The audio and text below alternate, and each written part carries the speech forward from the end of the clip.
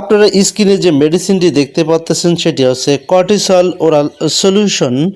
আপনি কি এই সিরাপটি সম্পর্কে বিস্তারিত জানতে চান তাহলে ভিডিওটি না টেনে পুরো ভিডিওটি আমাদের সাথে থাকুন, এবং যারা এখনও আমার এই চ্যানেলটি সাবস্ক্রাইব করে দেননি মেডিসিনের রিভিউ এবং ইন্ডিকেশন সম্পর্কে জানতে চ্যানেলটি এখনই সাবস্ক্রাইব করে দিন। কর্টিসল এই সিরাপটির মূল উপাদান হলো প্রেডনিসোলোন, যা একটি শক্তিশালী কর্টিকোস্টেরয়েড। এটি সাধারণত শরীরে প্রদাহ কমাতে এবং ইমিউন সিস্টেম নিয়ন্ত্রণ করতে ব্যবহার করা হয়ে থাকে। এই ধরনের ওরাল সলিউশন সাধারণত তরল আকারে থাকে, যা শিশু এবং প্রাপ্তবয়স্ক উভয়ের জন্যই ব্যবহার করা খুবই সহজ। কর্টিসল ওরাল সলিউশনটি উৎপাদন করেছে এরিস্টো ফার্মাসিউটিক্যাল লিমিটেড এবং 50 ml প্রতিটা বোতলের দাম হচ্ছে 65 বা 65 টাকা। কর্টিসল সিরাপের মূল উপাদান প্রেডনিসোলোন আমাদের শরীরে কিভাবে কাজ করে এবার আমরা সেই সম্পর্কে জানব।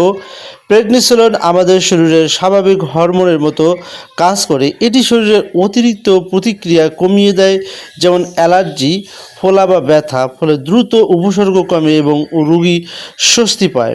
কর্টিসল সিরাপটি যে সকল সমস্যায় ব্যবহৃত হয় তার মধ্যে অন্যতম হলো তীব্র অ্যালার্জি, হাঁপানি বা শ্বাসকষ্ট, ত্বকের রোগ যেমন একজিমা, জয়েন্টে ব্যথা বা অস্টিও আর্থ্রাইটিস এবং কিছু অটোইমিউন রোগে।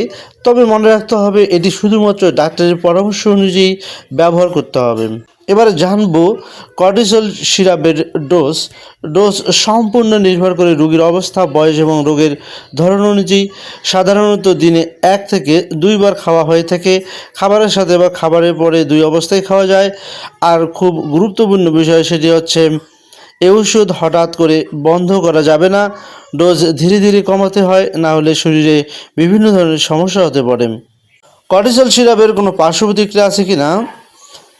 এই সিরাপের সামান্য কিছু পার্শ্ব প্রতিক্রিয়া, যেমন ওজন বেড়ে যাওয়া, মুখ ফুলে যাওয়া, ঘুমের সমস্যা, রক্তচাপ বা রক্তে শর্করা বেড়ে যাওয়া। দীর্ঘদিন ব্যবহার করলে আরও গুরুতর সমস্যা হতে পারে, তাই ডাক্তারের পরামর্শ নিয়ে এই সিরাপটি ব্যবহার করুন।